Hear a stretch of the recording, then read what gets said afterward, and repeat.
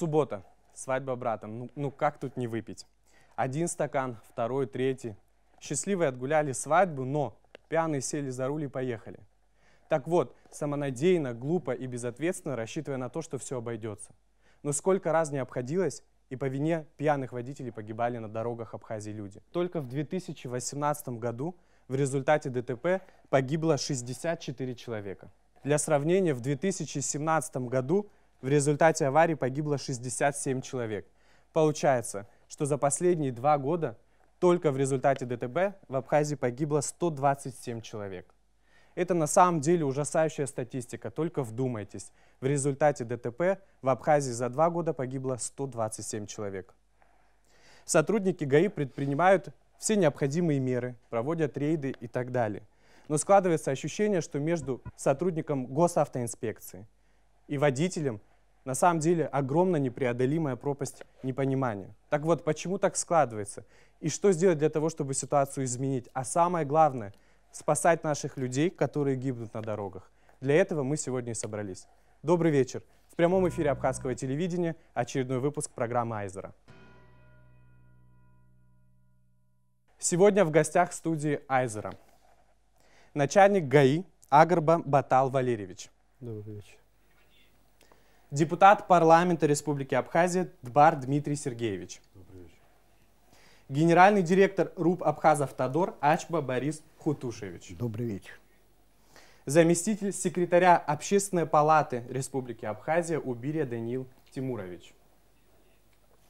Независимый эксперт, юрист юридической компании-консультант Абшилава Георгий Хвичевич. Независимый журналист Изида Терентьевна Чани.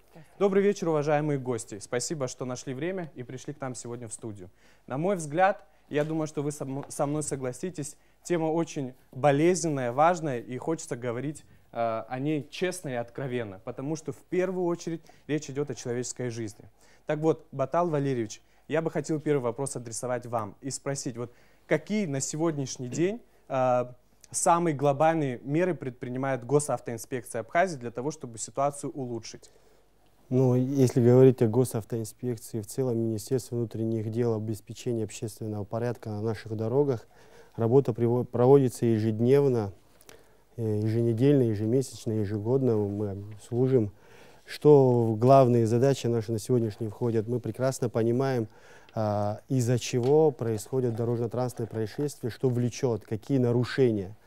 Но если говорить главным, да, таким пунктом в нарушениях, что за собой влечет тяжкие телесные повреждения со смертельным исходом, вы сейчас нам показывали эту печальную статистику, которая из года в год переходит, да, и не изменяется в лучшую сторону, так, которую мы могли бы сказать, высоко подняв голову, что мы смогли изменить ситуацию в лучшую сторону. Наше население, к сожалению, не понимает, что ездить с высокой скоростью это очень опасно, что автомобиль у нас является повышенным источником опасности и самым опасным видом транспорта в мире. Каждый гражданин должен осознавать, что ему необходимо двигаться с положенной скоростью, что правила дорожного движения не простой свод правил, который там создал тот или иной руководитель Министерства внутренних дел или законодательная власть в виде парламента Республики Абхазия. Это свод правил, который позволит сохранить жизнь и здоровье. Вы говорите о важных вещах, Батал Валерьевич, о которых мы в принципе слышим очень часто, но опять-таки мы складываемся в ситуации, когда все равно человек идет, там гуляет, пьет и в результате может сесть пьяный за руль. Почему так происходит и конкретно какие меры предпринимает госавтоинспекция Абхазии для того, чтобы ситуацию изменить? Ну, если говорить о нашей карательной административной практике, да, это привлечение к ответственности лиц, управляющих транспортом. Превышение скорости – это нарушение статьи 117 части 2. Мы, как вы слышали ранее, внедряем уже около 3 лет камеры автофиксации, которые, как показала общемировая практика, весьма эффективны для поднятия общей дисциплины на дорогах. К сожалению, мы не смогли за этот период поднять их количество для того, чтобы мы могли ощутимо почувствовать снижение дорожно-транспортных происшествий. Этому сопутствовали в первый год, скажем так, налаживание самого законодательства. В 5-м созыве еще поправки принимались в административный кодекс. Повышали штрафы за правонарушения? Дело не в этом, что мы повышали штрафы, просто дело в том, что практика предыдущая не позволяла законодательству, даже в том плане, что работать с камерами фото-видеофиксации необходимо было принимать новое законодательство, необходимо было его рассматривать, это тоже время, скажем так. Его рассмотрели, 5-й созыв парламента принял изменения в административный кодекс, которые позволили нам применять фото-видеофиксацию, если, допустим, но сейчас о нюансах технических говорить не буду, мы уже много раз говорили, даже у Зиди Терентьевны в Арсмира, пресс-конференция у нас год назад была, люди, я уже думаю, об этом осведомлены весьма, скажем так, эффективно. Что я хочу сказать, нам необходимо проводить работу с нашими гражданами, чтобы наши граждане понимали, что, вот вы правильно сказали, пропасть между автолюбителем и сотрудником госавтоинспекции. В этом должны принимать участие не просто Министерство внутренних дел. Нам здесь, естественно, должны помогать журналисты, нам должна помогать общественная палата, чтобы каждый человек понимал, как я вам говорил выше, да, вот о тех вещах, что правило это не для сотрудника милиции, правило это для сохранения самого себя и остальных участников дорожного движения. Вот что если ты, я извиняюсь, разрешите договорить, если ты их как-то будешь нарушать, да, это приведет к неизбежным таким тяжким последствиям, которые мы сегодня имеем. И, к сожалению, наши граждане не все это понимают. И мы должны все вместе, конечно, мы должны сделать программный подход ко всем этим мероприятиям, чтобы у нас попутно было все прописано. Первый шаг, да, чтобы изменить сегодня вот мой вопрос понимание. Как раз заключался в том, есть ли вот эта программа на данном этапе, которая, вот как вы говорите выше, предусматривает борьбу со сложившейся ситуацией. В смысле, не только где ответственность несет госавтоинспекция, но вместе с представителями общественной палаты и соответствующими другими структурами, возможно, с привлечением журналистов. Ну, если говорить о позиции Министерства внутренних дел и госавтоинспекции, у нас есть свое понимание, да, в решении этих дел. Но здесь не должна быть подход с одной стороны, да, каратель административной практики, говорю, что мы можем предложить, как силовая структура. Здесь должны быть предложения общественной палаты, здесь должны быть предложения самих журналистов, как правильно подать информацию, чтобы люди восприняли ее правильно. Ну вот вместе с вами как здесь должно быть мнение еще и секретаря общественной палаты Данила Тимурович, добрый вечер.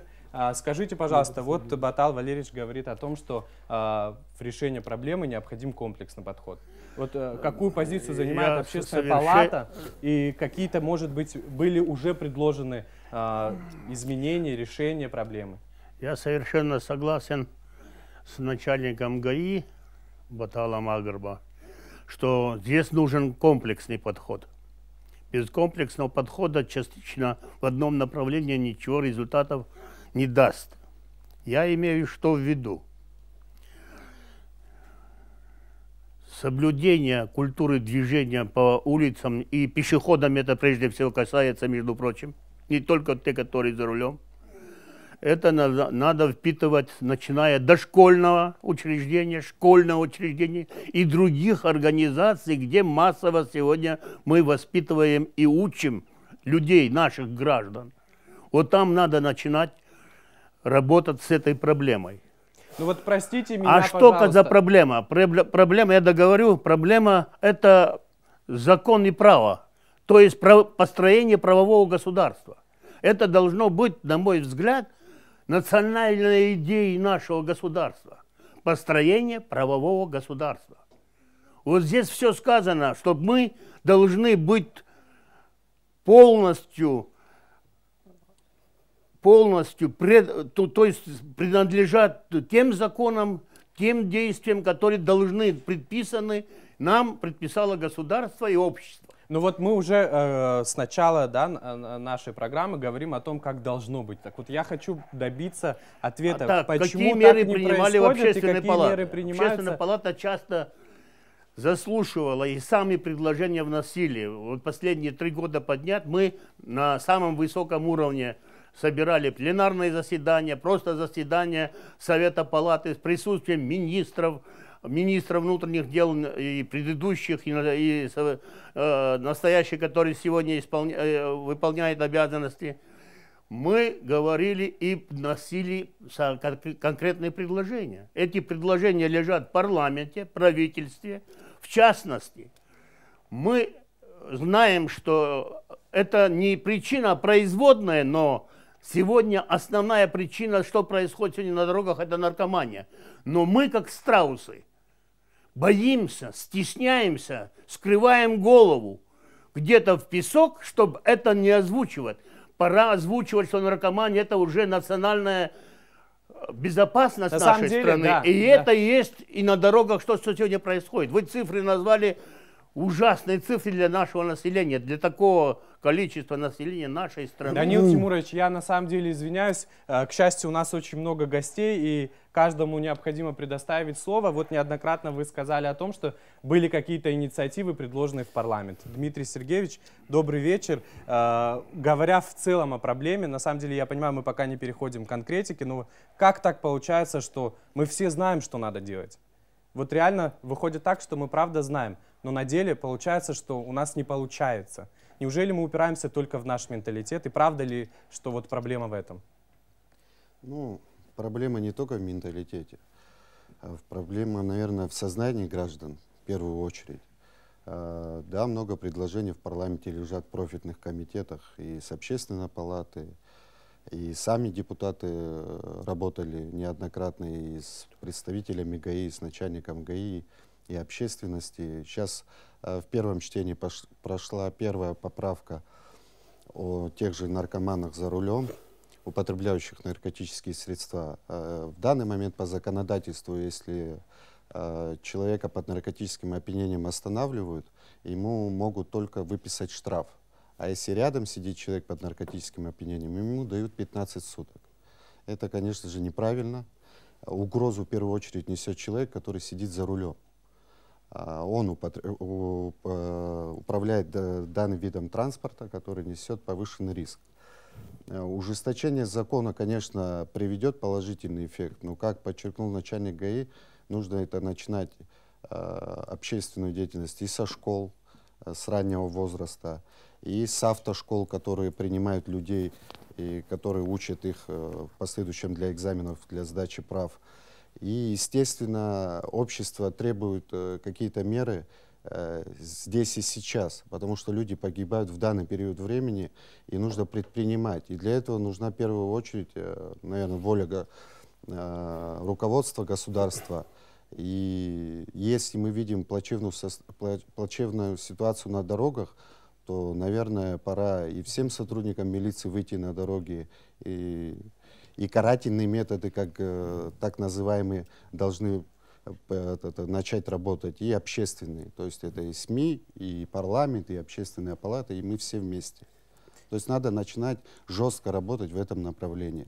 Но, я сейчас закончу, но без материального технического обеспечения, которое, к сожалению, в данный период времени сотрудники ГАИ не имеют. Это автотранспорт, это одежда, это квалифицированные сотрудники и зарплата. Это уменьшает шансы на то, что мы сможем хоть как-то понизить уровень смертности на дороге. Да, если говорить о нашей работе на сегодняшний день госавтоинспекции как представителей власти, на сегодняшний день сотрудники правоохранительных органов проводят немаленькую работу, и об этом не сказать тоже нельзя. Если сравнивать в цифрах, да, они, может быть, кому-то сегодня не интересны, но статистика, да, она тоже упрямая вещь, которая констатирует некоторые факты, необходимые и важные на сегодняшний день. Если говорить о карательно-административной практике, статьи 119, это управление транспортом в нетрезвом состоянии, если сравнивать его с 2017 годом, это 1700 водителей, которые управляли транспортом. И в том числе, как вы начинали, правильно вы говорите, передачу, да, брата свадьба, и каждый, не понимая о том, что ему надо сегодня вечером после свадьбы ехать домой, садиться за стол со своими друзьями и выпивает. Мы выявили в 2017 году 1700 человек. Усилили работу, да, ужесточили мероприятия, провели анализы нашей деятельности, где у нас необходимо усилить, где целесообразнее усилить наряды для того, чтобы привлечь все более количество нарушителей, которые управляют транспортом в нетрезвом состоянии. Это если 2018 год брать, по сравнению с 2017, мы увеличили в разы, это 2807 водителей, которые управляли транспортом в нетрезвом состоянии. Давайте сравним, да, 1700 и 2807. Мы почувствовали, что кто-то из наших граждан перестал пить? Нет, правильно? Почему? Почему? Потому что на сегодняшний день одной карательной, да, вот, работой предотвратить это невозможно. Мы должны ежедневно создавать подобные программы, где мы будем говорить, что такое ДТП, что такое управление транспортом в нетрезвом состоянии и к чему это приводит. Ну, как вы правильно сказали, я извиняюсь, вот, уважаемый, глубоко уважаемый член Общественной палаты, необходимо проводить открытые круглые столы, необходимо заниматься с детьми в дошкольном, да, возрасте, в школьном возрасте. У нас есть хорошее время, да, с 1 по 11 класс ежедневно говорить детям, что такое пешеход, что такое автомобиль, как это опасно проходить не в правильных местах, да, как мы сегодня видим, как наш пешеход переходит, да, дороги в городе Сухум. Есть проблемы с этим, Борис Хутушевич, я думаю, дальше об этом скажет. Да, мы обязательно есть проблемы, но есть и те моменты, где эти проблемы сегодня решены. Но наш пешеход не хочет ходить там, где безопасно, там, где для него подготовили это. Наш пешеход ходит там, где ему удобно, тем самым подвергает опасности себя, жизнь. Но это к вопросу о том, что говорил Дмитрий что Сергеевич. Что хочу добавить, да, завершу мысль, да, вижу мало времени в абхазском телевидении, завершу мысль. Мысль такова, что одной карательной системой предотвратить эти происшествия невозможно. И мы должны подключать сюда Министерство здравоохранения, Министерство образования, абхазское телевидение, общество, в первую очередь общество. И только тогда у нас получится мост понимания между водителем и сотрудником правоохранительных органов. Спасибо большое, Изида Терентьевна. Вот неоднократно наши гости говорят о том, что в принципе в решении проблемы активное участие должны принимать и журналисты тоже. Как вы считаете, насколько активны, а может быть и пассивны наши журналисты вот в этом вопросе? Ну, я думаю, что страшная статистика ДТП, которую вы приводили в начале передачи, говорит не только о той опасности, которая существует и для общества, и для всего общества, и для молодежи в том числе. Она говорит и о привыкании общества к этой статистике. Журналисты частью общества, и мы тоже привыкаем к этой статистике. И если некоторое время назад мы все бурно посвящали свои материалы дорожно-транспортным происшествиям, то в последнее время, если вы обратите внимание, СМИ меньше говорят о ДТП. И это совершенно не свидетельство того, что дорожная ситуация уменьшилась. Но я бы хотела все-таки сказать о другом. Я бы хотела, так как мы ставим перед собой цель попытаться решить как-то эту проблему. Вот Даниил Берия сейчас говорил о состоянии, о том, что большинство ДТП совершается в состоянии наркотического опьянения. Еще какие-то цифры приводились. Мне кажется, что все-таки в нашем обществе существует масса мифов. Вот я смотрю на справку, представленную Баталом, да, в 2018 году зарегистрировано 189 ДТП. 36 ДТП совершено в состоянии алкогольного опьянения. К чему я это говорю? Во-первых, существует масса мифов. Во-вторых, ДТП – это очень многоплановая проблема. Ее нельзя определить только как состояние опьянения, состояние дорог, жуткое состояние тротуаров, там, неподготовка наших детей, школьников, коррупция. Я говорю сейчас, кстати, не о коррупции милиции, я говорю о коррупционных родителях, которые дарят своему чаду в малолетнем возрасте машину. И оно, среди сотрудников госавтоинспекции коррупция присутствует. Да, но в данной ситуации я говорю о глобальных вещах. Да? По мне, вот по сравнению со всеми остальными вещами, коррупция сотрудников ГАИ – это просто мелочи. Да? Ну вот тоже она коррупция. Да. И к чему я все, собственно говоря, это говорю? Я говорю это к тому, что вот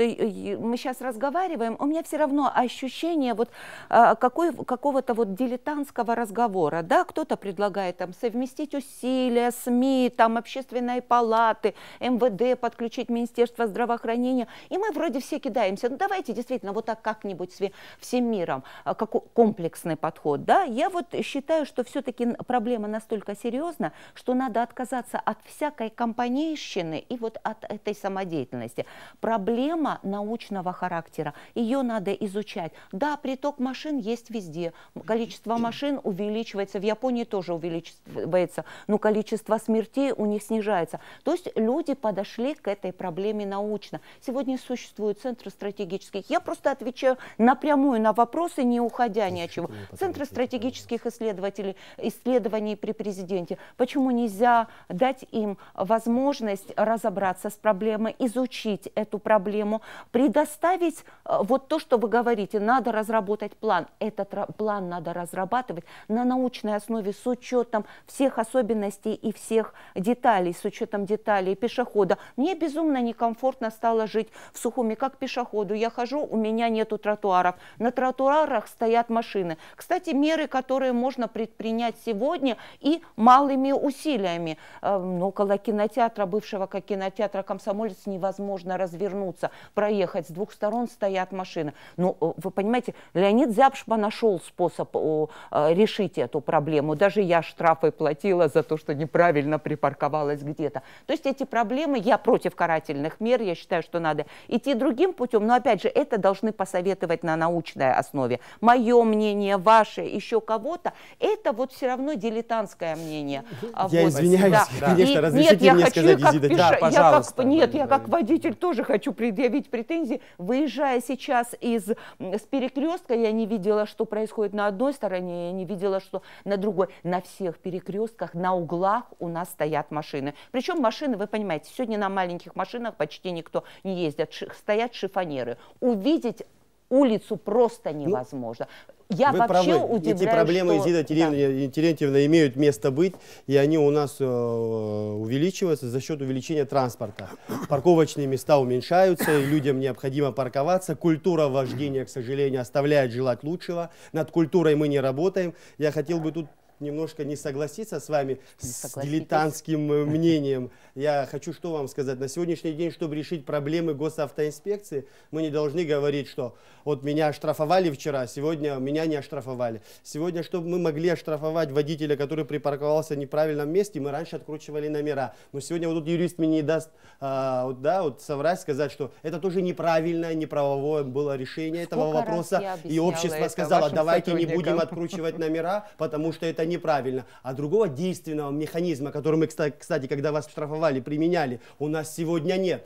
Нам надо думать, как мы можем уйти от того, чтобы убрать с тротуаров машину. Откручивать номера нельзя, неправильно, мы правовое государство. Эвакуировать не можем, технических средств нет.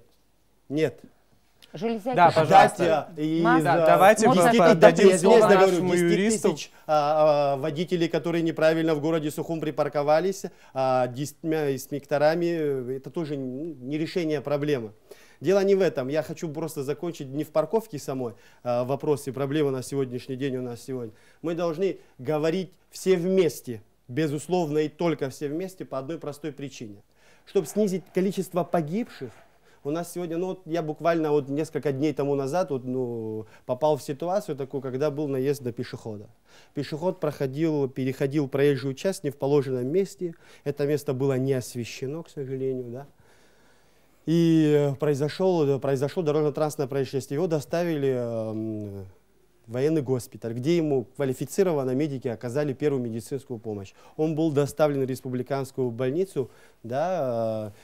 И что хочу сказать, там не было необходимого оборудования, которое могли бы диагностировать ему ту его травму. Его надо было дальше перевозить в другое лечебное учреждение, которое отнимало много времени. Мы прекрасно понимаем, открытая черепно-мозговая травма к чему может привести, если доли секунды потеряешь. Мы должны говорить, если говорить научно, правильно вы говорили, надо только подходить научно к этому вопросу и решать эти вопросы. Я извиняюсь, огромное количество вопросов. Подходить научно к этому вопросу со стороны медиков, подходить научно к этому вопросу со стороны преподавателей. Да? На самом деле мы говорим с самого начала нашей передачи о том, что надо комплексно подходить. Мы сами себя повторяем. Все вместе. Там должны быть специалисты этих направлений. Давайте все вместе дадим слово нашему юристу. Вы хотели прокомментировать момент. И я на самом деле хочу сказать, что впереди у нас очень много важных вопросов. У нас еще есть блок вопросов от телезрителей. На мой взгляд, очень важный, которому мы просто обязаны уделить время. Пожалуйста. Да, действительно, как уже выше указывали предыдущие ораторы, Очевидно, что ситуация на дорогах оставляет желать лучшего. Все мы объединяем усилия уже не первый день, не первый год, ужесточаем наказания, придумываем иные способы. Но, к сожалению, статистика не слишком быстро изменяется к лучшему, мягко говоря. Помимо того, что уже было озвучено, я думаю, в течение сегодняшней нашей встречи мы еще вернемся к повышению правового сознания, правовой культуры. Я бы отдельно хотел еще подчеркнуть один из основополагающих принципов правового государства. Как известно, мы все нацелены на его построение. Это принцип неотвратимости наказания. То есть, как бы мы не ужесточали наказание, если в сознании наших граждан все-таки где-то там далеко будет сохранена мысль, что каким-то образом, какой-то один небольшой процент того, что я смогу каким-то образом избежать этого наказания, мне кажется, у него появляется альтернатива. Либо нарушить, либо соблюсти эту норму. Поэтому, вот возвращаясь к тому, что уже было сказано, с точки зрения научного подхода, мне кажется, как раз-таки вот в комплексном режиме изучить, скажем так, модель поведения нашего сегодняшнего гражданина, нашего водителя, нашего пешехода с учетом ментальных наших особенностей, которые мы часто упоминаем, с учетом нынешних реалий, увеличения автомобильного парка, все это в комплексе, и с точки зрения того, как бы запрограммировать в сознании наших граждан некую культуру, не некую, а культуру вождения. Нужно перенимать, я считаю, опыт развитых государств. Мы же, скажем открыто, не считаем себя хуже кого-то, стоящими позади кого-то, поэтому изобретать велосипед, как говорится, не нужно. На самом деле все на поверхности. Каждый из нас, если действительно сам будет откровенным перед самим собой, скажет: да, действительно, я готов не нарушать законодательство, в первую очередь, потому что я сам к этому пришел, а уже во вторую, что мне никаким образом не избежать этого наказания, тогда, мне кажется, но, вот вы сами говорите о том, что вот нужно как-то подходить к саморазвитию, самосознанию каких-то моментов. Но есть же еще другая сторона медали, где я понимаю, что, возможно, я сяду в состоянии алкогольного опьянения за руль, поеду, меня остановит знакомый инспектор, я поздороваюсь и уеду. Есть такая практика? Есть, такое бывает? Есть, к сожалению. Вот на самом деле, не есть ли это часть ответственности, которую должен нести сотрудник госавтоинспекции? Или это проблема двойных стандартов, которая существует? Мы все время говорим об ответственности водителей. Да, Батал Валерьевич, пожалуйста. В таком маленьком обществе человеческий фактор имеет место быть. Мы это осознаем, мы это понимаем. Что мы сделали? Ну вот если посмотреть на статистику 2 лет, видно, что мы приподняли этот момент. Мы объяснили своему личному составу, тот близкий твой человек, которому ты поздоровался, ты его отпустил, ты ему пожелал самого плохого, что можно пожелать своему близкому. И когда ты его предотвратишь от управления, да, транспортом, ты спасешь ему жизнь, ты спасешь жизнь его близким людей после происшествия, которым все сломается. За счет этого мы смогли увеличить эту цифру, конечно же. Всех моментов решить, всех проблем тоже невозможно, имея тех средства, которые у нас есть, и тот личный состав, который у нас, честно говоря, недоукомплектован. И сказать так, вот на сегодняшний день от этой статистики, что мы сегодня имеем, мы должны усилять эту работу, мы должны ее автоматизировать. Если это говорить о превышении скорости, сегодня скорость является, вот Изида Терентьевна правильно говорила, что много мифов, что вот наркоманы, алкоголики, да, они являются той тяжелой, да, массой, которая сегодня создает эту тяжелую статистику, но в первые стоят люди, которые быстро ездят.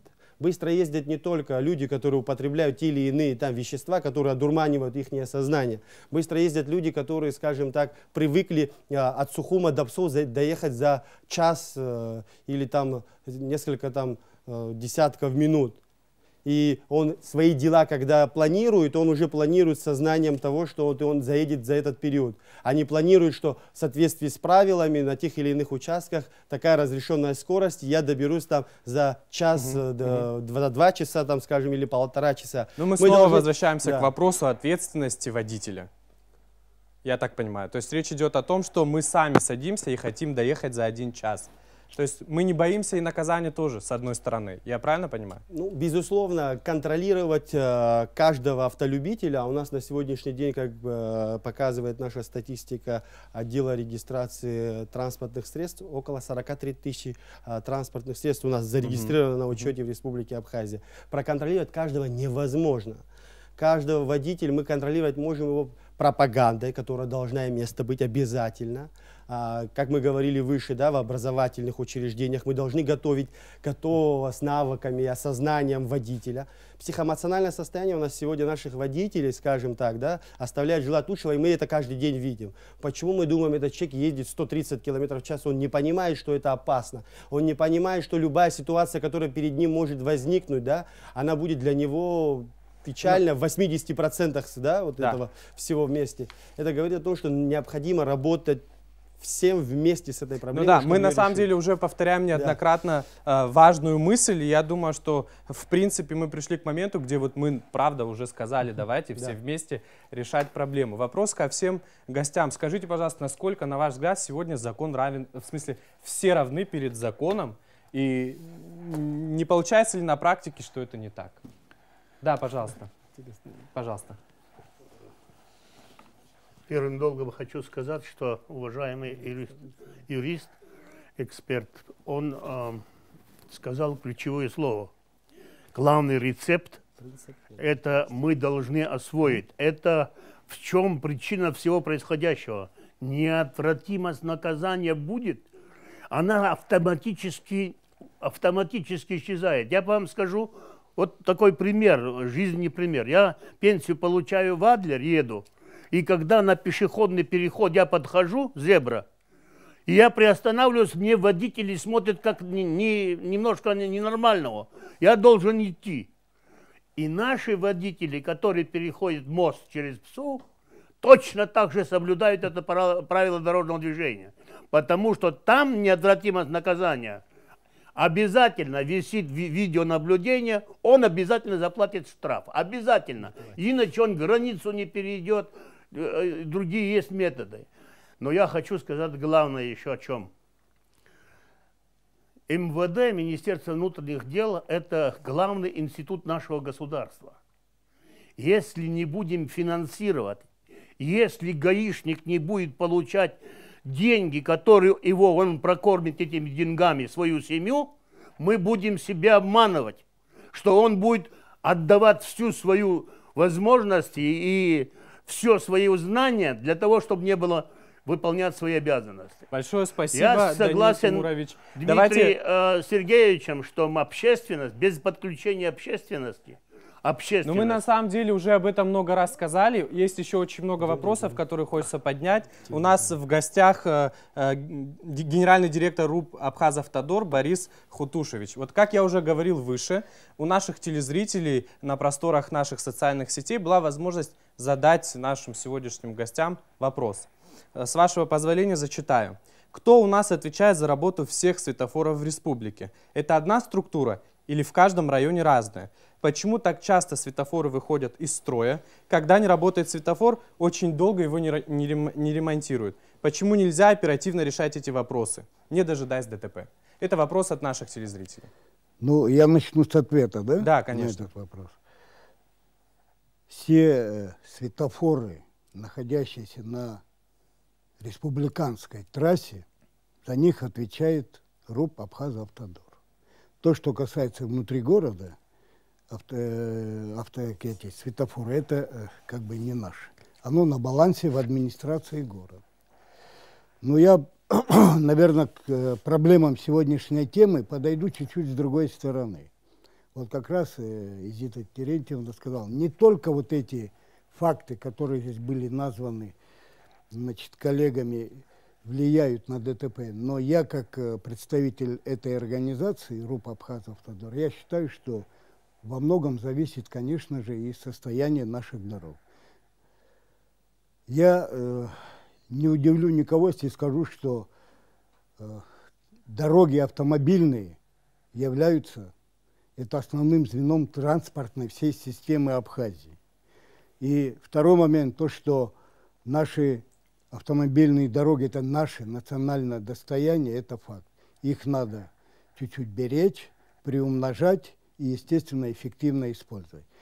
Я хочу вам сказать, что в 2013 году постановлением правительства РУП, ну тогда оно была госкомпания «Абхазавтодор», было передано на хозяйственное ведение 398 километров дорог, почти 400 километров. По прямой от поста Псоу до поста, значит, реки Ингур 199,7 километров. Вы понимаете, какой отрезок, да? И вот сегодня, кроме того, что мы строим дороги, ремонтируем, капитальный ремонт, мы еще и должны содержать эти дороги. Вот где основной момент по содержанию. То есть у нас просто по факту не хватает средств оперативно я вам сейчас реагировать на приведу ремонт. эти цифры, вы, если дадите мне одну минуточку. Да, пожалуйста. Значит, в 2016 году нами было построено более 105 километров дорог. Это в городах, в селах. Вот. Благодаря нашего президента в 2017 и 2018 году мы по центральной трассе, нам удалось от Псову до Сухумского района по центральной трассе построить 9 подпорных стен низовых и одна верховая. Это немалые средства были затрачены, все. Но, как я вот говорил выше, содержание оплачивает только дорожный фонд. На год 33 миллиона, вот на 2019 год. Сумма якобы большая, 33 миллиона.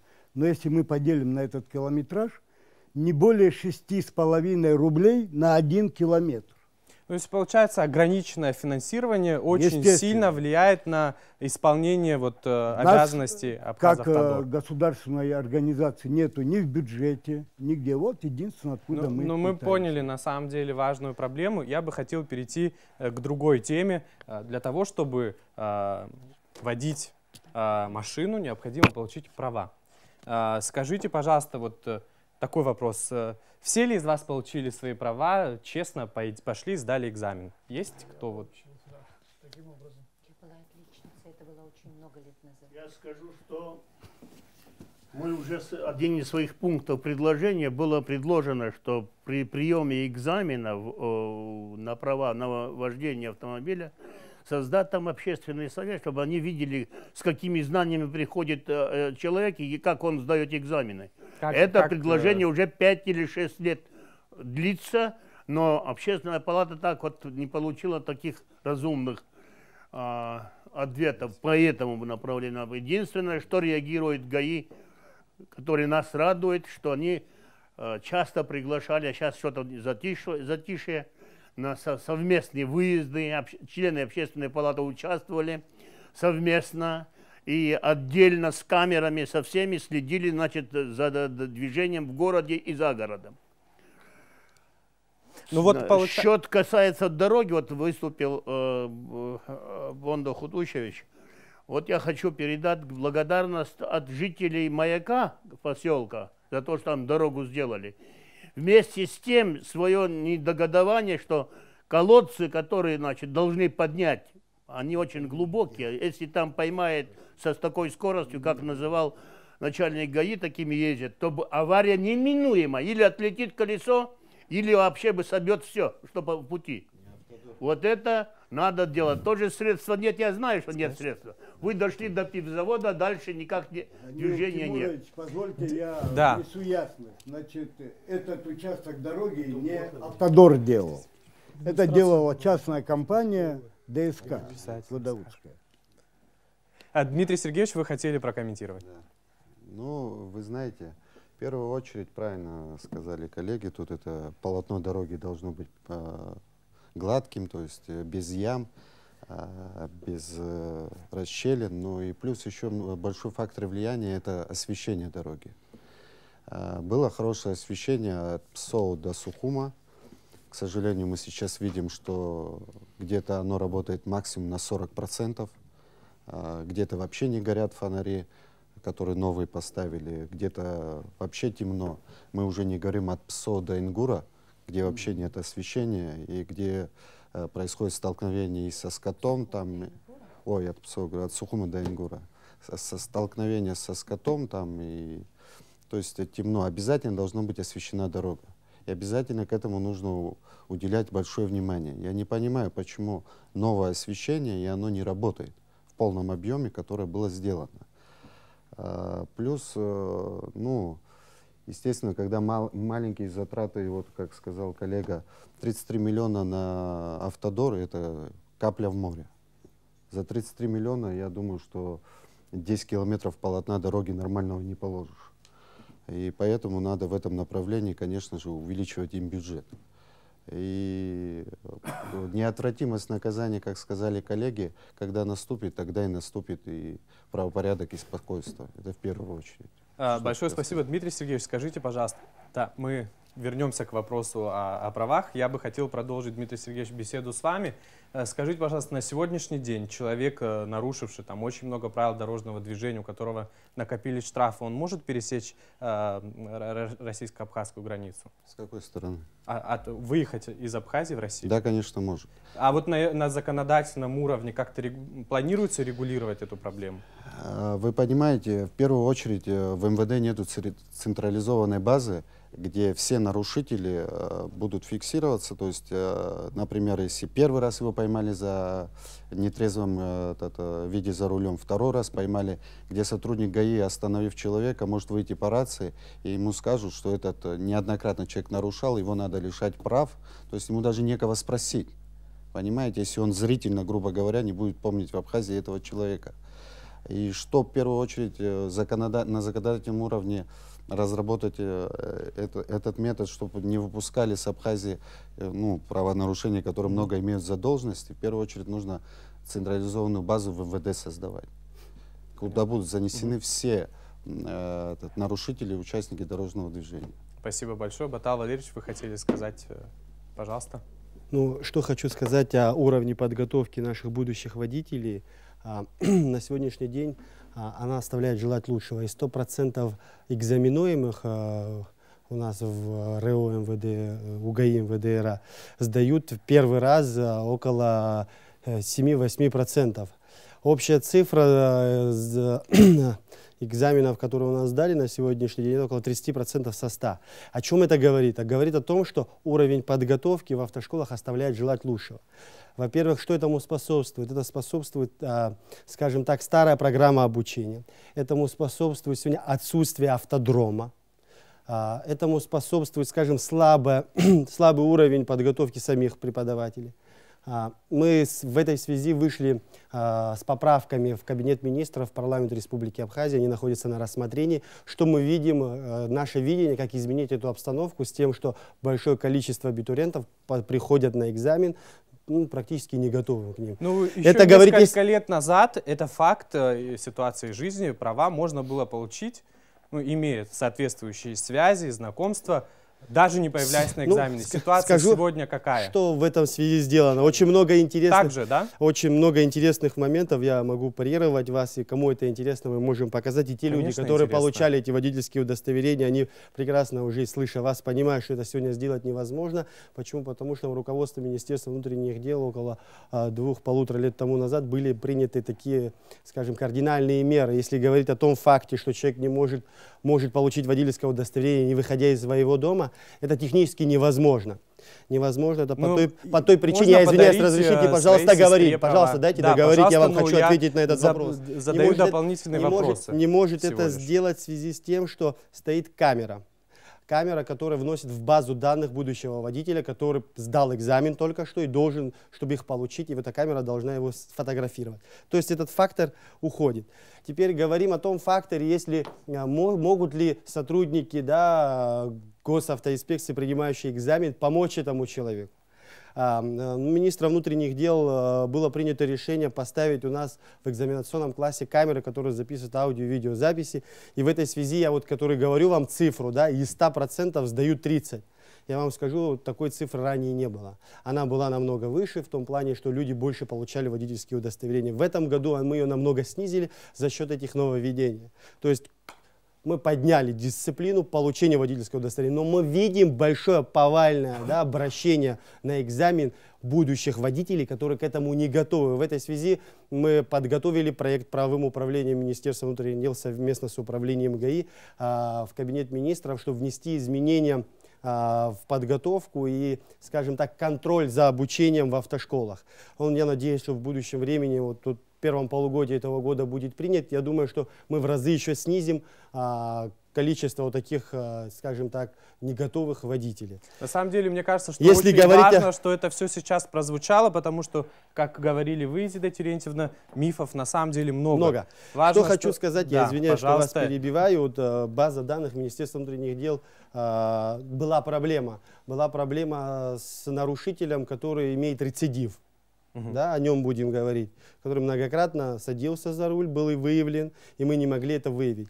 Необходимость в общей базе данных была острая. Дмитрий Сергеевич, при вашей работе в УВД города Сухум, к сожалению, такой возможности не было, но буквально, скажем так, вот год назад мы начали внедрять, и на сегодняшний день она у нас работает, у нас есть общая база данных, она сведена в сервер МВД, который у нас находится, в дежурную часть, где могут в любое время суток позвонить и узнать, есть ли такой нарушитель. Да, на сегодняшний день за счет того, что мы ее только формируем, какие-то практические моменты и технические, скажем так, несовершенны, но процесс в этом немаловажный идет, и этот процесс, скажем так, приносит свою пользу. Чтобы, скажем, ограничить человека в пересечении государственной границы, там технических вопросов и правовых, которые необходимо будет решать, еще много. Это вопрос такой, скажем так, непростой. Спасибо большое, Батал Валерьевич. Изида Терентьевна, вот всю передачу меня коробит то, что вы сказали, что вот проблема коррупции, подчеркну, среди некоторых сотрудников госавтоинспекции, на ваш взгляд, это вот минимальная такая проблема. Почему вы так считаете? Я считаю, что есть как более... вы так можете считать? Я так могу считать? Нет, конечно, я плохо отношусь, когда вымогают деньги, но я не знаю, насколько это коррупция, если мы говорим о сотрудниках ДТП на дорогах, это, ну, это вымогательство, скорее всего, такое мелкое, на мой взгляд.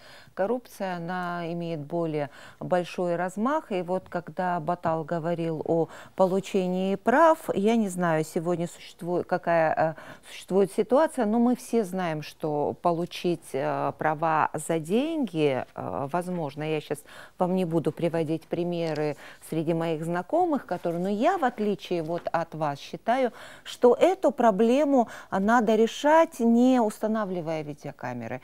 Эту проблему надо решать, ломая стереотипы старшего поколения.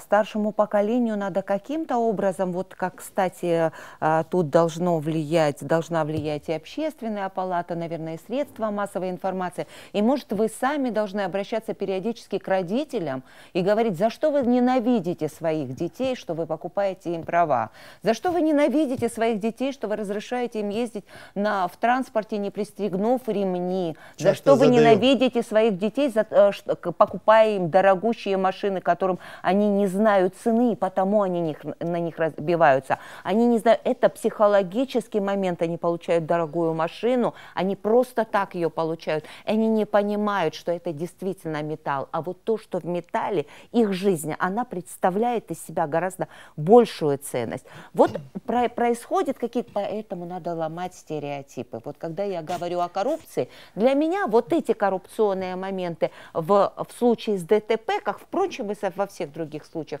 они более важны, чем вот мелкое взяточничество, оно уйдет, если человек будет себя уверенно чувствовать, и когда ему открутят номер на машине, он скажет, что это незаконно. То есть это уже как бы образовательный уровень населения, над ним тоже больше не занимают внимания. Она прослеживается на самом деле вот всю передачу. Пожалуйста, вам слово. Да, вот продолжая тему коррупции, хотелось бы немножко подчеркнуть такое словосочетание, как антикоррупционная экспертиза, в том числе законопроектов. Да, мы знаем, что эта процедура соблюдается в той или иной степени, но мы хотели бы, чтобы... Коротко, что за процедура? Антикоррупционная экспертиза, вот возвращаясь к вопросу о научном подходе, делается следующее. То есть мы знаем, что законодательные органы, если взять его, допустим, сейчас в пример, то законотворческой деятельностью у нас занимаются депутаты, скажем, юристы, экономисты, представители профильных комитетов, но при этом, когда речь идет об антикоррупционной экспертизе, должен изучать специалист, который может обратить внимание на мельчайшие детали, в том числе там место постановки запятой, формулировка разных словосочетаний, наличие альтернатив. То есть, грубо говоря, если мы вот достаточно часто поступают вопросы к нам, вот как к юристам, можете ли вы сказать, в каких случаях сотрудники госавтоинспекции имеют право нас останавливать, в каких случаях мы имеем право реагировать таким-то образом? Почему такого рода вопросы возникают? Потому что как раз-таки вот эта антикоррупционная экспертиза, на мой взгляд, немножко у нас слабо проводится. Почему? Потому что когда мы изучаем перечни, например, перечень прав, перечень обязанностей, мы достаточно часто видим открытые перечни.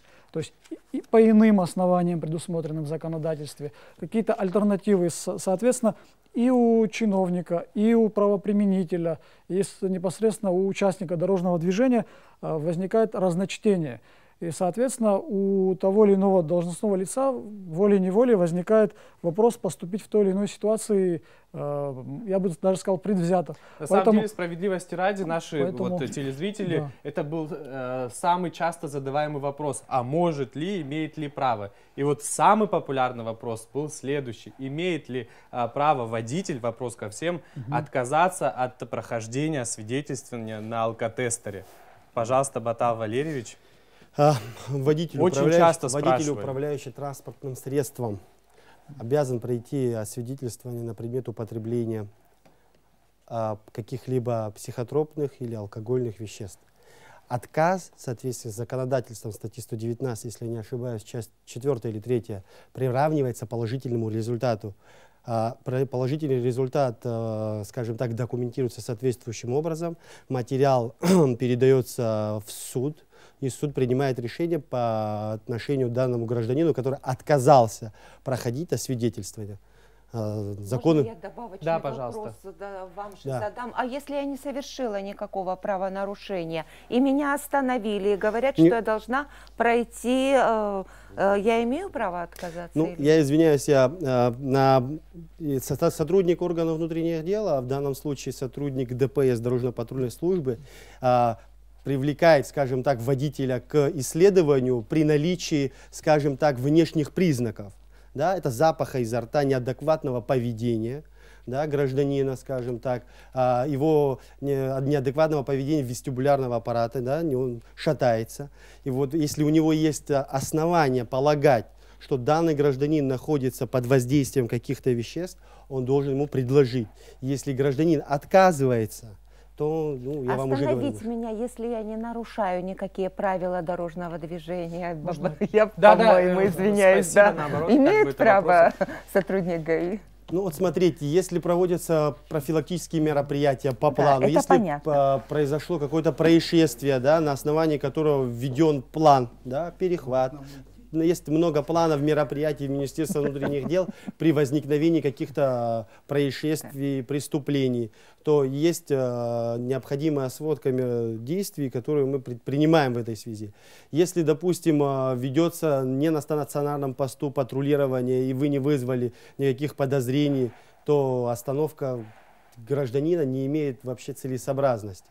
Но если мероприятие проводится по плану, мы, наверное, много слышали, когда журналисты буквально недавно в новостях говорили о плане «Безопасный город». Да, в план «Безопасный город» входит повышение общей дисциплины водителя. Понятие общей дисциплины – это наличие водительского удостоверения, которое, скажем так, можно на первый взгляд не определить, имеет ли водитель. Наличие технического осмотра транспортного средства, что немаловажно, да, в организации безопасности дорожного движения. Наличие документов, подтверждающих право собственности. Мы обижаем остальных гостей.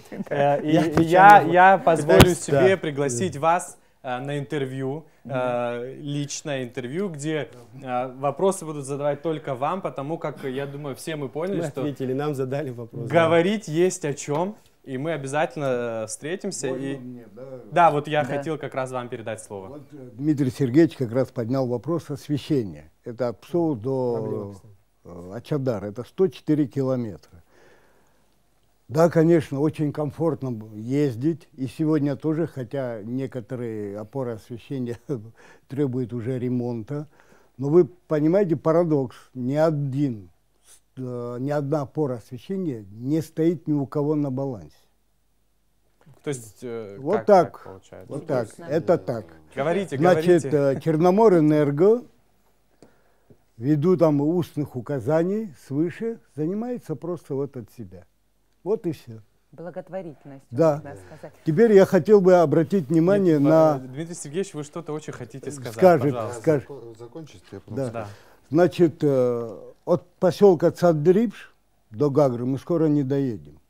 Значит, дорога просто уходит. Ни одна, значит, подпорная стена не выдерживает Какие-то меры критики. предпринимаются, чтобы избежать такой-то реальной Ну, катастрофы? наверное, я так думаю, что они войдут в план инвестиционной программы, вот, которую проводит Россия.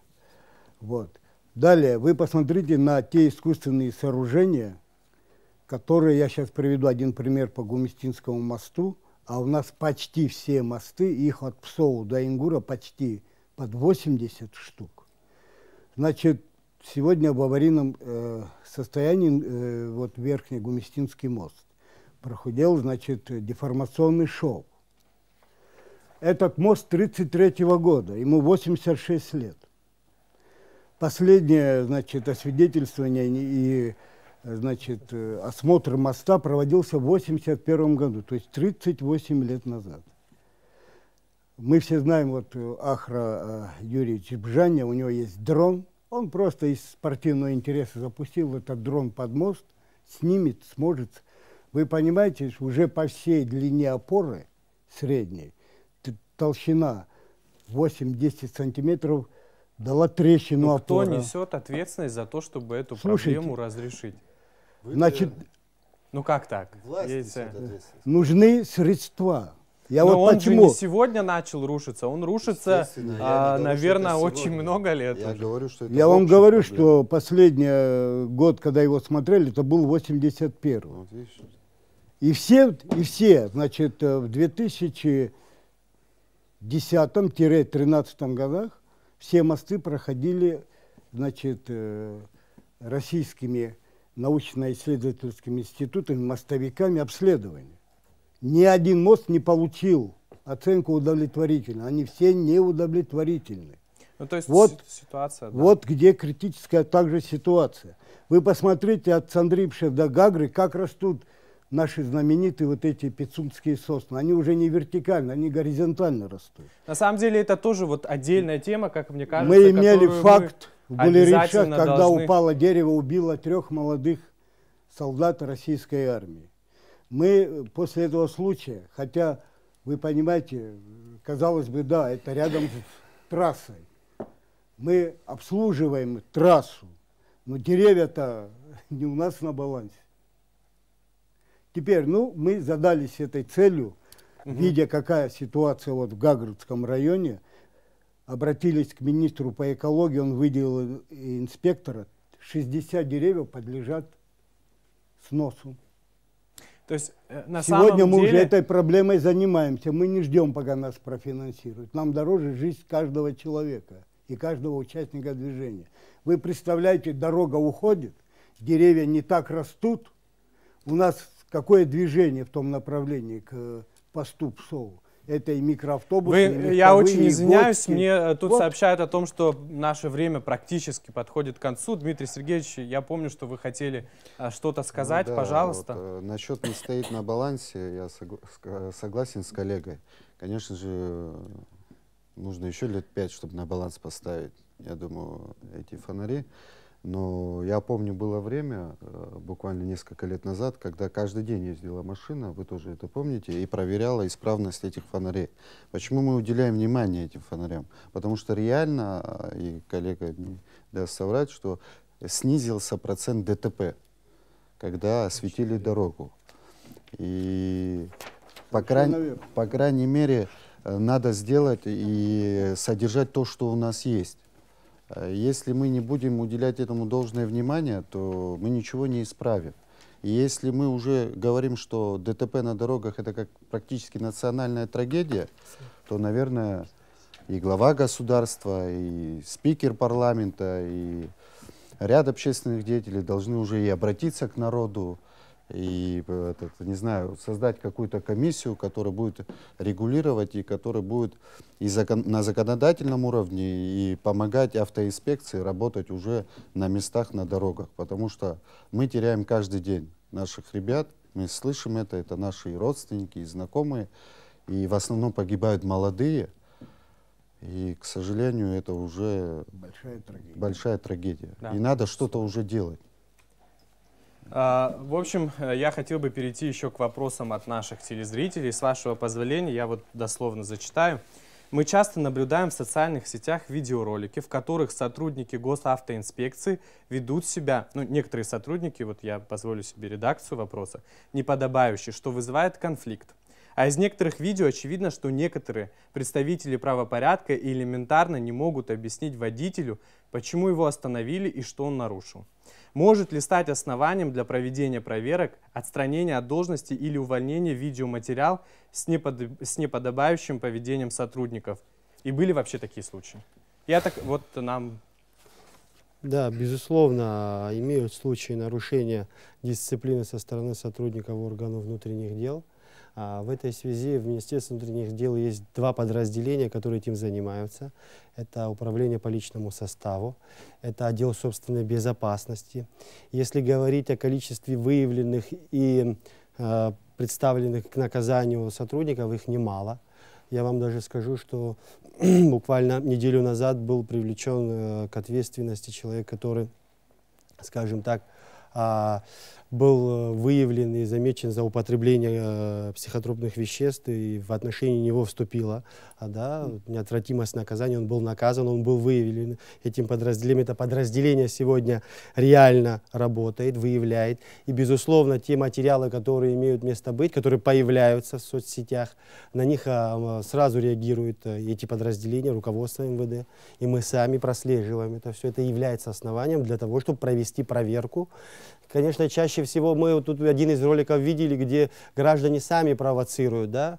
Они привязывают тросами, они не дают документы, начинают это снимать, начинают вести себя вызывающе. Ну, есть и эта сторона, конечно. И прежде чем применить, да, дисциплинарное наказание или административное, или уголовное, конечно, что тоже имеет, к сожалению, место быть, безусловно, необходимо проверку провести. Этим занимаются вышеуказанные подразделения, которые, да, вот буквально если говорить о летнем курортном сезоне, когда вот такие факты учащаются у нас, да, мы прекрасно знаем, как в этом плане у нас часто возникают проблемы. Конечно, много факторов сопутствующих их, но я вам могу сказать, около 48 сотрудников органов внутренних дел, которые были наказаны, понижены в звании, были переведены в другие службы, не имеющие отношения контакта, скажем так, с гражданами, понижены в должности, уволены из органов внутренних дел.